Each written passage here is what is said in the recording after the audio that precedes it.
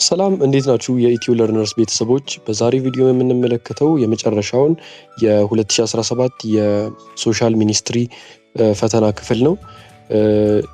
የመጀመሪያዎቹን ፓርቶች ያላያችሁ መለስ ብላችሁ አካውንቴ ውስጥ ከዚህ በፊት የለቀቁት 2 ቪዲዮ አሉ። እነሱን ተመልክታችሁ ብትመለሱ ጥሩ ነው። እስካሁን የነበራችሁን ደግሞ ይሄ የሶስተኛው ክፍል ነው። ሙሉ ፈተናውን ሰርተናል እስካሁን በነበረን ቆይታ። በቀጣይ ደግሞ የ2017ን የጄነራል ሳይንስን ፈተና የምንሰራላችሁ ይሆናል። ወደ ቪዲዮ እንሂድ። 41ኛ ጥያቄ what is sustainable utilization of natural resource ይላል። ምንድነው sustainable utilization ማለት? የተፈጥሮ ሪሶርሶችን በአግባቡና በሚገባ ሁኔታ መጠቀም መቻል። ስለዚህ ትክክል የሆነው የትኛው ነው? ኤ not using natural resource። ይሄ ልክ አይደለም። የተፈጥሮ ሀብቶችን እስከተሰጠን ድረስ በአግባቡ መጠቀም ነው እንጂ አለመጠቀም መፍትሄ ሊሆን አይችልም። ቢ ሚስዩዝ ኦፍ ናቹራል ሪሶርስ ይላል። ይሄ ደግሞ ሚስዩዝ ማለት አለአግባብ መጠቀም ነው። አለአግባብ መጠቀምም ልክ አይደለም። ሲ ማክሲመም ዩዜጅ ኦፍ ናቹራል ሪሶርስ ይላል። ይሄም በቃ እስከምንችለው አቅም ሙሉ ተጠቅመን መጠቀም ነው። ይሄም በቃ ትክክል አይደለም። በአግባቡ መጠቀም ነው ያለብን። ዲ ምን ይላል? ፕሮፐር ዩዝ ኦፍ ናቹራል ሪሶርስ ነው። ይህ ትክክል ነው። የተሰጠ ናቹራል ሪሶርስ በአግባቡ መጠቀም ነው። ስለዚህ ዲ ትክክለኛው መልስ ነው። 42ኛ ጥያቄ which factor positively influences the utilization of natural resource ይላል። ይሄ ደግሞ ምንድነው? ፖዚቲቭሊ በጥሩ በሆነ መልኩ ናቹራል ሪሶርስ አጠቃቀማችን ላይ ተጽዕኖ የሚያደርገው የትኛው ነው? ከነዚህ ውስጥ ነው። ኤ availability of skilled manpower ይላል።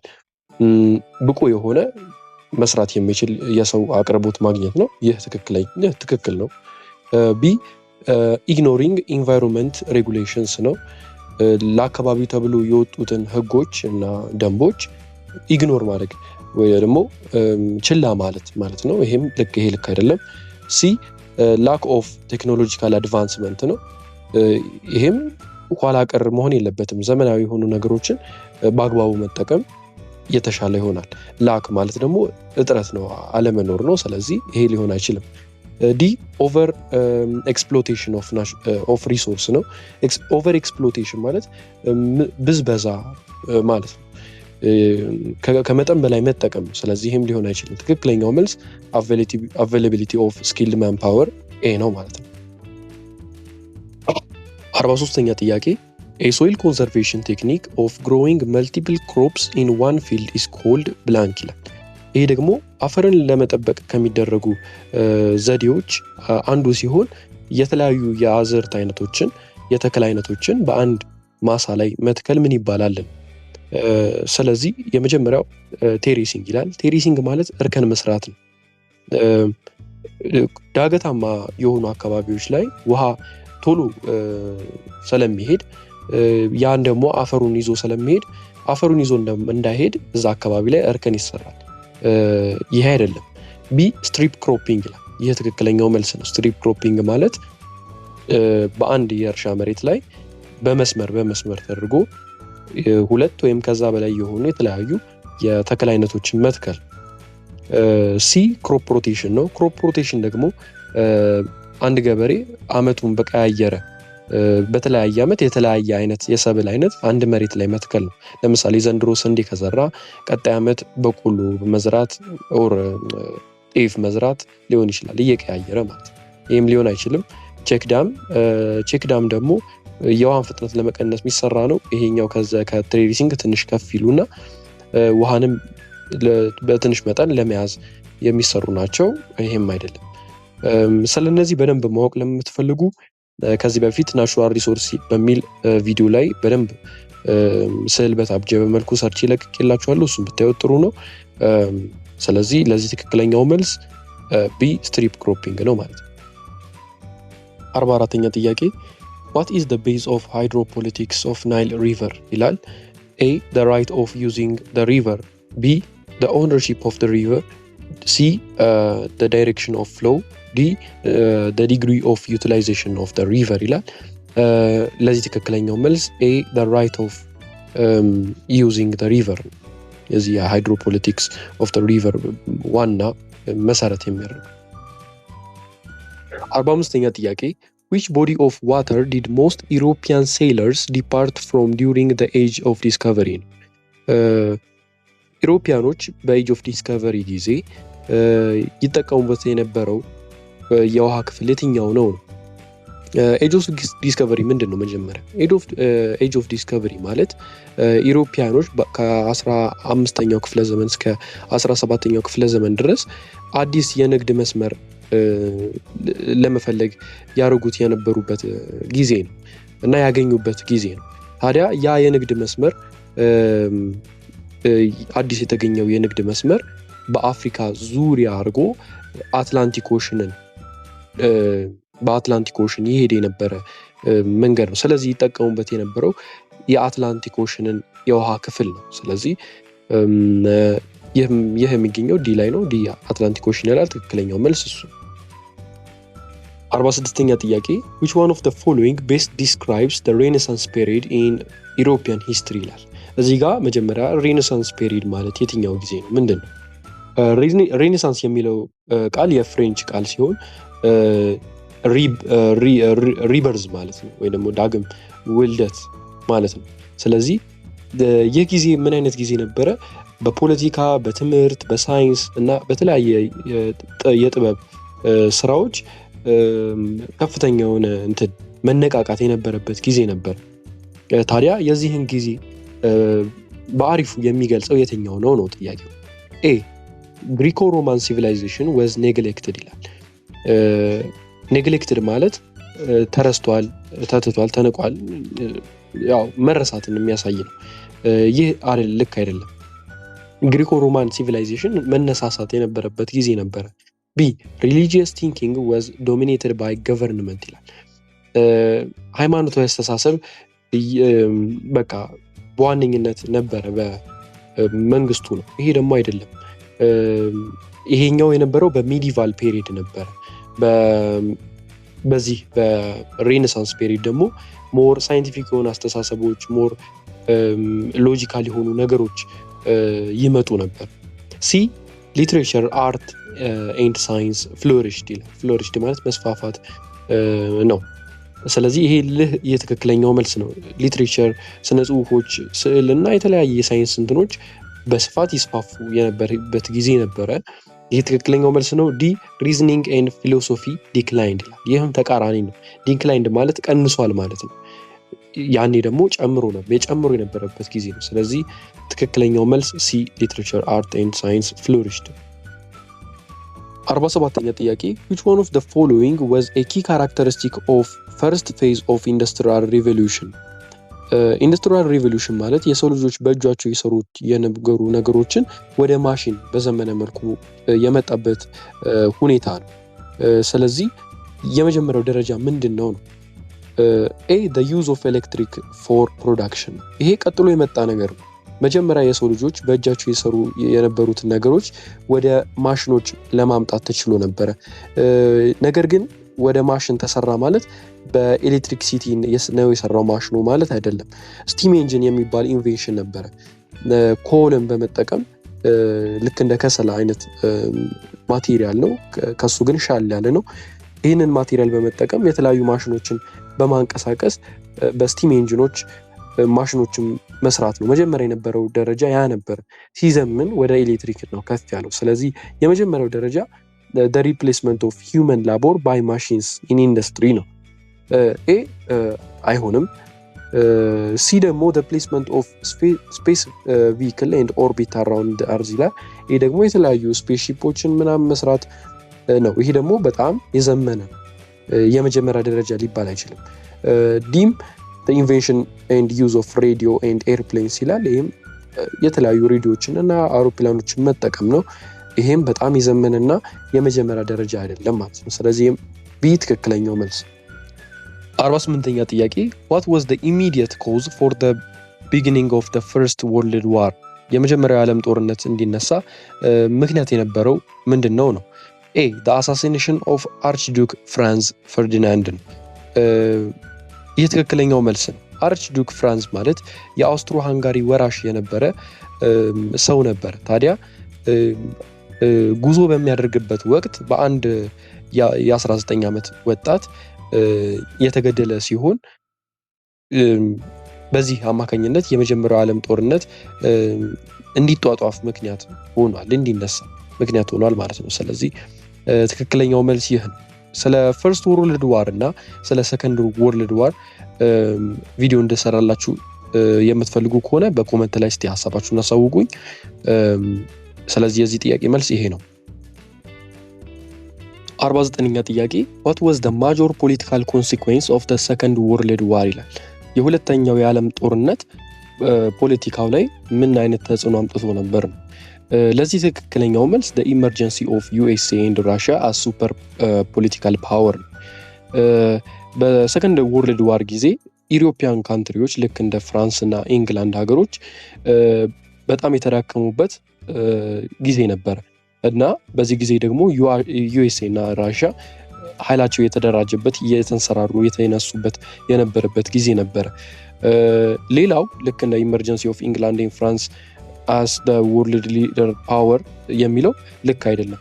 ኢንግላንድ እና ፍራንስ ሊደር ፓወር ሳይሆኑ የነበሩት ጭራሽ የደከሙበት ነበር። የማይሆንም ዲ the formation of strong stable political unity in the world ይላል። አንድነት ነበር በዓለም ላይ ጠንካራ የሆነ አንድነት፣ የተረጋጋ ፖለቲካል ዩኒቲ ነበር። ይሄ አልነበረም፣ የተዛባ ነበር እና ይሄ ደግሞ ኢመርጀንሲ ኦፍ ቤተር ዲሞክራቲክ ገቨርንመንስ አልነበረም። በዛ ጊዜ አብዛኛው ዲሞክራቲክ ሳይሆን ሌላ ሲስተም ይጠቀም ነበር ማለት ነው በዛ ጊዜ። ስለዚህ ትክክለኛው መልስ ቢ ነው። 50ኛ ጥያቄ which one of the following factor contributed to the abolition of the slave trade ይላል።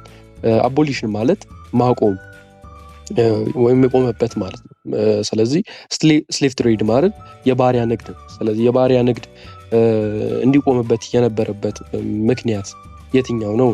ለዚህ ትክክለኛው መልስ ሲ the growing movement of universal human right ነው። እንዴት ነው የዚህ የሂውማን ራይት ዩኒቨርሳል ሂውማን ራይት የሰዎች መብት የሚያስከብረው ህግ ሲወጣና ያ ደግሞ ሙቭመንት እያደገ እየተስፋፋ በመጣ ጊዜ ለዚህ የሰዎች የባሪያን ንግድ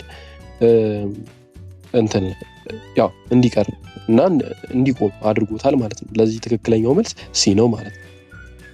51ኛ ጥያቄ what was the major motive of Europe colonialism in Africa? ይሄ ደግሞ ምንድነው የኢሮፒያን አፍሪካን ለመግዛት ዋና አላማቸውና እቅዳቸው ምንድን ነበር ነው። ኤ creation of commercial links between Europe and Africa በአፍሪካና በዩሮፕ የንግድ ትስስር መፍጠር ነው የሚለው። ይህ ትክክል አይደለም። ቢ supporting the development of human right ይህ ደግሞ የሰዎችን human right እንዲጠበቅ ያንን ለማበረታታት ነው የመጡት ነው። ያም አይደለም። ለሲ provision of humanitarian aids and Africa from Europe ይላል። ይሄ ደግሞ አንዳንድ ሰብአዊ የሆኑ እርዳታዎች ለመፈጸም ነው። ይሄም አይደለም። ትክክለኛው መልስ ዲ ነው። provision of raw material and cheap labor to Europe ይላል። ይሄ ምንድነው? አፍሪካ ያላትን ጥሬ ዕቃዎች የባሪያዎችን እና የተለያዩ በቅናሽ ነገሮችን ጥሬ ዕቃዎችን ወስዶ ዩሮፕ ላይ ለነበረው ኢንዱስትሪያል ሬቮሉሽን ሊሆን ይችላል ሀገራቸውን ለማልማት ይጠቀሙ ነበር ማለት ነው። ስለዚህ ትክክለኛው ዋና ዓላማቸው የነበረው ፕሮቪዥን ኦፍ ሮ ማቴሪያልስ ማርኬት እና ቺፕ ላቦር ቱ ዩሮፕ ለመውሰድ ነበር። ስለዚህ ዲ ትክክለኛው መልስ ነው። 52ኛ ጥያቄ which one of the following is the current objective of the African Union ይላል። A strengthening the isolation of African countries from Europe ይላል።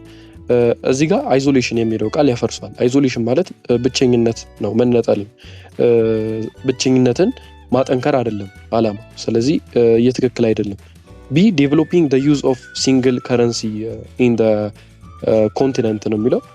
ይሄ ሊሆን ይችላል፣ ነገር ግን ይሄ የአጭር ጊዜ እቅድ አይደለም፣ በጣም በረጅም ጊዜ ሊሳካ የሚችል ነው። ስለዚህ ይሄም አይሆንም። ሲ ፕሮሞቲንግ the monarch governments in the continent ይላል። ይሄ ደግሞ ዲሞክራቲክ የሆነ ገቨርንመንትን ለፕሮሞት ማድረግ ነው እንጂ ሞናርክ ገቨርንመንትን ፕሮሞት ማድረግ አይፈልግም ማለት ነው። ይሄም አይሆንም። ዲ ፕሮሞቲንግ ሰስቴናብል ኢኮኖሚክ ኤንድ ሶሺዮ ካልቸራል ዴቨሎፕመንት ነው የሚለው። ይህ ትክክለኛው መልስ ነው። በኢኮኖሚ እና በሶሺዮ ካልቸር መሻሻል መለወጥ ነው ዋና አላማው ማለት ነው። ስለዚህ ትክክለኛው መልስ ዲ ነው። 53ኛ ጥያቄ what was the cause for the interruption of the second phase 1889 to 1896 territorial expansion to imperial expansion of Emperor ሚኒሊክ ይላል። ይሄ ደግሞ በዚህ ጊዜ ውስጥ ቴሪቶሪያል ኤክስፓንሽን የድንበር ማስፋፋትን ኢንተረፕት ያደረገው ሊያቆመው የቻለው ምንድን ነው? ለዚህ ትክክለኛው መልስ ቢ the great famine ነው ወይ ደግሞ ታላቁ ረሃብ ነው። በ1888 እስከ 1892 ድረስ በኢትዮጵያ ታላቅ ረሃብ ተከስቶ ነበረ። ሰብሎች በበሽታ ተጠቅተው ነበረ እና ደግሞ 90% የሚሆኑ ከብቶች በረሃብ ሞተው ነበር። ታዲያ ይሄ ከፍተኛውን ረሃብ ፈጥሮ ነበረ በኢትዮጵያ። ታዲያ ያ ለዚህ መስፋፋት እንቅፋት ሆኖ ነበር፣ አዘግይቶት ነበር። ስለዚህ ትክክለኛው መልስ ቢ ነው። 54ኛ ጥያቄ which was not a factor shifting the long distance trade to southern and eastern Ethiopia in the late 19th and early 20th century ነው የሚለው። ጥያቄው ምንድን ነው? የኢትዮጵያ ሎንግ ዲስታንስ ትሬድ ወደ ሳውዘርን እና ወደ ኢስተርን ሺፍት አድርጓል። ለዚህ የሆኑበት ምክንያቶች አሉ እና ከነዚህ ምክንያቶች ውስጥ ያልሆነው የትኛው ነው? የመጀመሪያው ኤ ዲፊት ኢን ጎጃም ባይ ሸዋ ኤንድ ዘ ባትል ኦፍ እምባቦ ነው የሚለው። ይሄ አስተዋጽኦ አድርጓል። ምክንያቱም ጦርነቱ ሳውዘርን ኤሪያውን ኮንትሮል እንዲሆን ስላደረገው ማለት ነው። ይሄ ትክክል ነው። ቢ the growing importance of ምጽዋ ኤንድ አሰብ ይላል። ይሄኛው ፋክተር ያልሆነው ይሄኛው ምንድነው? የምጽዋ እና የአሰብ ማደግ ምጽዋና አሰብ ፖርት የሚገኘው ኖርዘርን አካባቢ ነው። ስለዚህ እዛ አካባቢ ማደጉ ኖርዘርኑ ማደጉና መለወጡ ትሬዱን ወደ ኢስት እና ወደ ሳውዘርን እንዲመጣ ምክንያት ሊሆን አይችልም። ይሄ ትክክለኛው መልስ ነው። ሲ the foundation and growth of አዲስ አበባ in political center ይላል። ይሄም በትንሹ ይሄም አስተዋጽኦ ያደርጋል። ምክንያቱም ዋና የኢትዮጵያን ወደ ሴንትራል አመጣው አዲስ አበባ መሀል ኢትዮጵያ ሴንተር ላይ ስለምትገኝ ወደ መሀል ሺፍት አድርጎታል ማለት ነው። ዲ the decline of ጎንደር and መተማ by ኢትዮ ማሃዲስት ኮንፍሊክት ነው። ኢትዮ ማሃዲስት ኮንፍሊክት ወደ ኖርዘርን አካባቢ የነበረውን የትሬድ ራውት ዴንጀረስ እና የማይደፈር አደጋ እንዲኖር አድርጎት ነበረ። ስለዚህ ወደ ሳውዝ ኢስተርን እንዲመጣ ምክንያት ሆኖ ነበረ። ምክንያቱም ዴንጀር ስለነበረ እዛ አካባቢ ማለት ነው። ስለዚህ ትክክለኛው መልስ አስተዋጽኦ የማያደርገው የምጽዋና የአሰብ ማደግ ነው። ስለዚህ ቢ ትክክለኛው መልስ ነው። 55ኛ ጥያቄ what was the prime purpose of the Ethiopian diplomat relation with the United States of America during the reign of Emperor Haile Selassie from 1930 to 1974 ነው የሚለው።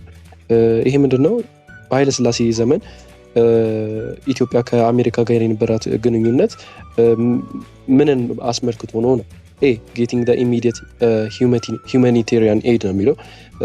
እርዳታ ፈለጋ ኢትዮጵያ እርዳታ ፈለጋ አይደለም ያኔ ከአሜሪካ ጋር ሪሌሽን የነበራት። ቢ the dissatisfaction of Ethiopia with Britain ነው። ይህ ትክክለኛው መልስ ነው። ጣሊያን ኢትዮጵያን ለቃ ከወጣች በኋላ ኢትዮጵያ ከጣሊያን ነፃ ከወጣች በኋላ የብሪቴን ወታደሮች በተለያዩ የኢትዮጵያ ክፍሎች ላይ ሰፍረው ነበር እና ያ ለኢትዮጵያ መንግስት አልተመቸውም፣ አልጣመውም ነበር። ስለዚህ ያንን ለማስተካከል ኢምፔረር ኃይለ ሥላሴ ከአሜሪካ ጋር ዲፕሎማት ዲፕሎማሲ ፈጽመው ነበር ማለት ነው። ትክክለኛው መልስ ይሄ ነው። ሲ the need of presidential governance ይላል። ይህም ትክክል አይደለም። ፕሬዚደንሻል ገቨርንመንት ፈልገን አልነበረም። ዲ the formation of military alliance with the against Russia ይላል። ይህም ልክ አይደለም። ስለዚህ ትክክለኛው መልስ ቢ ነው። 56ኛ ጥያቄ which one of the following factor contributed to the Ethiopian victory in the battle of Adwa against Italy in 1896 ነው የሚለው። ምንድነው ኢትዮጵያን የአድዋን ጦርነት እንድታሸንፍ አስተዋጽኦ ያደረገው የትኛው ነው? ኤ the modern use of weapon ይላል። በአድዋ ጦርነት ያው ሙሉ ለሙሉ ዘመናዊ መሳሪያ አልተጠቀምንም ማለት አይቻልም። ነገር ግን አብዛኛው የነበረው ትራዲሽናል መሳሪያ ጦርና ጋሻ ተጠቅመን ነበር። ስለዚህ ይሄ አይደለም ዋናው አስተዋጽኦ። ቢ the strong national unity and commitment ነው። ይህ ትክክለኛው መልስ ነው። የተለያዩ የኢትዮጵያ ክፍል ህብረተሰቦች አንድ በመሆን እና በጥንካሬ ነው ለዚህ ድል ያበቁ። ስለዚህ ትክክለኛው መልስ ይሄ ነው። ሲ negotiation and peaceful resolution ይላል። ይህ የማይሆን ነገር ነው። ኔጎሺዬሽን ማለት ስምምነትና እርቅ መስማማት ቢኖር ኑሮ ጦርነቱም ባላስፈለገ ነበረ። ስለዚህ ይሄ ትክክል አይደለም። ዲ receiving military assistance from England ይላል። ይህም ልክ አይደለም። ኢንግላንድ ለኢትዮጵያ ሳይሆን እንደውም አግዛ የነበረው ለጣሊያን ነበር። ስለዚህ ትክክለኛው መልስ ቢ ነው ማለት ነው። 57ኛ ጥያቄ who led and won the battle of Gutedli against the Mahdists in 1888 ይላል። ለዚህ ትክክለኛው መልስ ቢ ራስ ጎበና ዳቼ ነው ማለት ነው። 58ኛ ጥያቄ how does climate change affect the human life ይላል። A by increasing oxygen emission ኦክሲጅን ኤሚሽንን ሊጨምር የሚችለው አፎረስቴሽን አፎረስቴሽን ማለት ዛፎችን መትከል ማለት ነው። ስለዚህ እሱ ሊሆን አይችልም። ቢ reducing desertification ይላል። በረሃማነትን መቀነስ። በረሃማነትም የሚቀነሰው በአፎረስቴሽን ነው። እሱም አይሆን። ሲ by reducing biodiversity loss ይላል።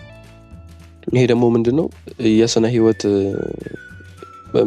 መቀነስን ስነ ህይወት እንዳይቀንስ ማድረግ ነው። ይህም የክላይሜት ቼንጅ ውጤት አይደለም፣ እንደውም ይጨምራል። የባዮዳይቨርሲቲ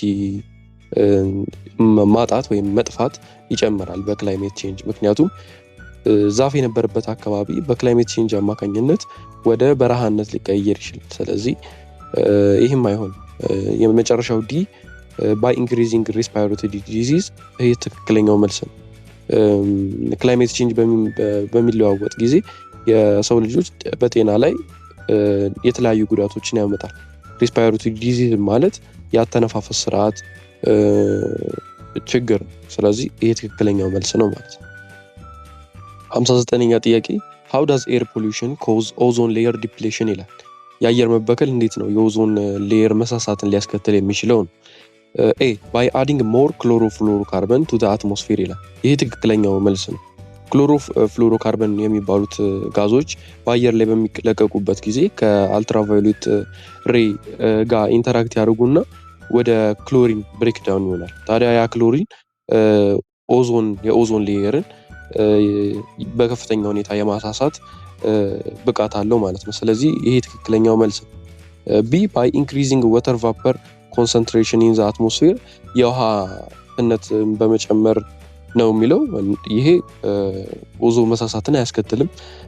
C reducing the formation of acidic rain and in the atmosphere ይላል። acidic rain መፈጠሩ ዝናቡ ሲዘንብ መልሶ መሬቱ ላይ ጉዳት ያመጣል እንጂ ኦዞን ሌየሩ ላይ ተጽዕኖ አያመጣም። D by reducing greenhouse gas emission in the atmosphere ያው ይሄም ግሪንሃውስ ጋዝ ኢፌክት ልክ እንደ ካርቦን ዳይኦክሳይድ የመሳሰሉ ጋዞች አየር ላይ መለቀቅ ነው።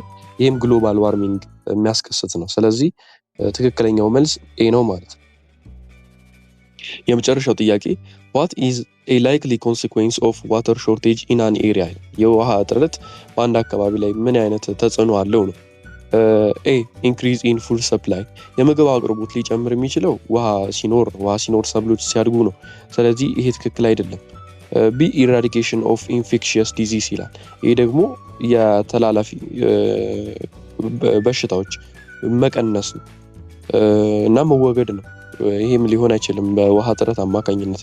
ሲ ዲክላይን ኢን ዌትላንድ ነው ኤሪያ ይላል። ልክ ነው። ዌትላንድ እርጥበታማ መሬቶችና ረግረጋማ ቦታዎች በውሃ እጥረት አማካኝነት ይቀንሳሉ። ስለዚህ ይህ ትክክል ነው። ዲ ኢምፕሩቭድ ኢን ሳኒቴሽን ኮንዲሽን ይላል። ይሄ ደግሞ የንጽህና ሁኔታ መጨመር ነው። ስለዚህ ንጽህና ደግሞ ውሃ ከሌለ ለማሰብ ይከብዳል። ስለዚህ ይህም ልክ አይደለም። ትክክለኛው መልስ ሲ ነው ማለት ነው። ስለዚህ የዛሬ ቪዲዮ በዚህ ይጠናቀቃል። የሶሻል የ2017ን ፈተና በሙሉ ለሙሉ ሰርተን ጨርሰናል። በቀጣይ ደግሞ የሳይንስ የጀነራል ሳይንስን ሙሉ ጥያቄ እንሰራለን። በቀጣይ ቪዲዮ እስከምንገናኝ ቸር ሰንብቱ።